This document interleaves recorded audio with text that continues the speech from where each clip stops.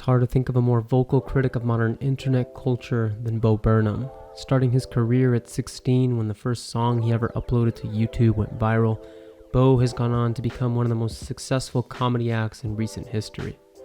But where I think Bo's work is most interesting isn't so much in his comedy as it is in his more serious bits. There's always been a biting sense of self-awareness in Bo's specials, with particular emphasis on his role as an entertainer in the internet age. It's an issue he brought up back in 2010 with the song Art is Dead, and which he has continued to question, most lately as one of the more prominent themes featured in his special Inside. It's an evolution we've seen from a few comedians in the past, where the laughs take on a secondary role to more philosophical ideas, and it's something that I think applies pretty heavily to Bo in this case, with his more recent work gradually taking a more serious and introspective angle. Bo is known for his unyielding self-awareness. He's been making fun of his physical appearance for years and has been open about his struggles with anxiety, having panic attacks on stage so often that he quit performing entirely. He's written songs that heavily criticize his past and has questioned the validity of his opinions and voice within modern society more than pretty much any other performer out there. But wrapped up in all that self-awareness is a giant critique of the platforms that have given him his fame. YouTube, the internet, they're what made Bo who and what he is today, and in a way they're as much a part of him as his anxiety is. So it should be no surprise that he holds these platforms to the same standards that he holds himself.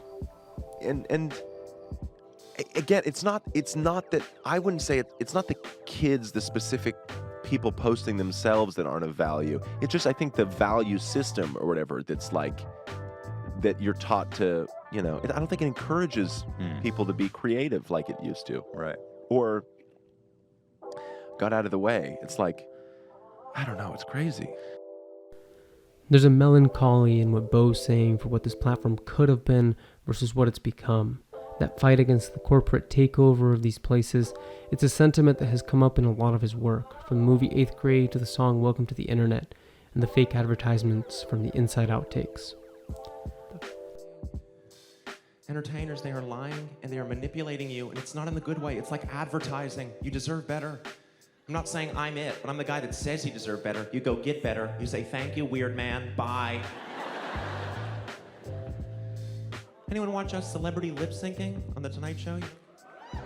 It's the end of culture. Culture's over, everybody. We lost. And Bo's explorations don't just deal with the overt takeover of the space by giant media companies. They look deeply into the more subtle ways in which the games they make us play have affected us. Take, for example, one of the world's biggest creators at the moment, Mr. Beast. His videos are massively entertaining and incredibly well produced. There's no doubt that Jimmy is a YouTube genius, but his videos are products, really great products and deserving a lot of merit, but ultimately they are slaves to an algorithm. If you look at Mr. Beast's history, you can see that Jimmy has changed the content he creates multiple times. His passion for YouTube isn't a passion for making the videos that he wants, but rather for finding and creating the videos that YouTube wants. It's a subtle difference, but it's an important one. And it's an issue that's been a constant centerpiece in Bo's specials. It's mostly come out as meta-commentary on the meaning of being a comedian, but we can see it in other aspects of his work too. Bo's questions resonate with us, and they do so heavily because they come from a place within this space.